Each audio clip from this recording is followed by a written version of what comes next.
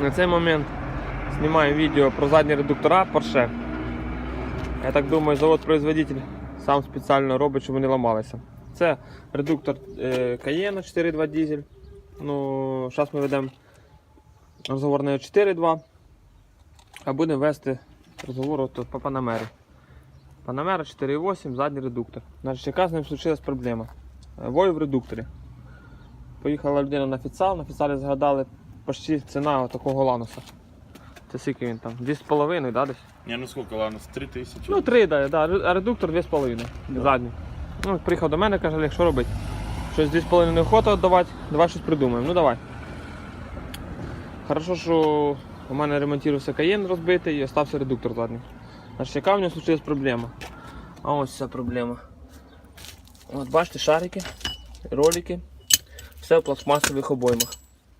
Спеціально зробили подшипник. Качественно. Качественно, да. Вон внутрі все пороз'їдало там. Можна було зробити цей подшипник в желізній обоймі. Ні, треба зробити в пластиковій.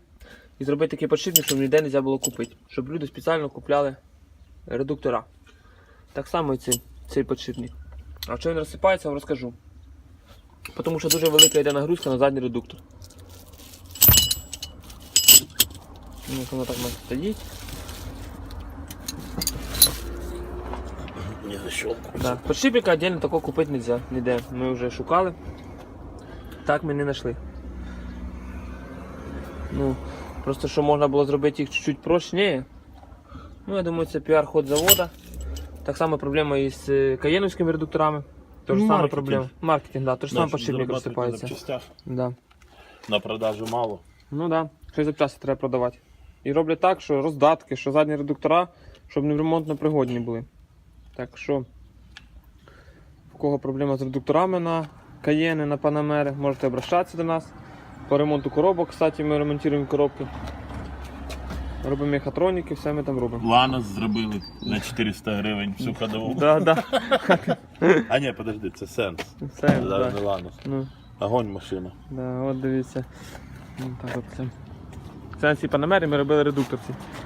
От вона. Зараз не виє, нічого, все нормально, ні хрустів немає.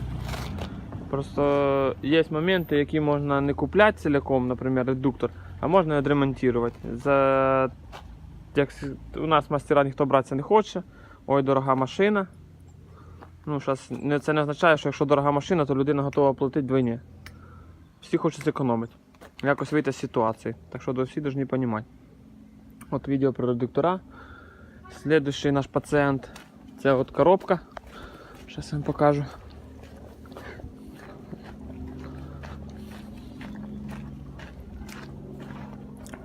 Ремонт коробки.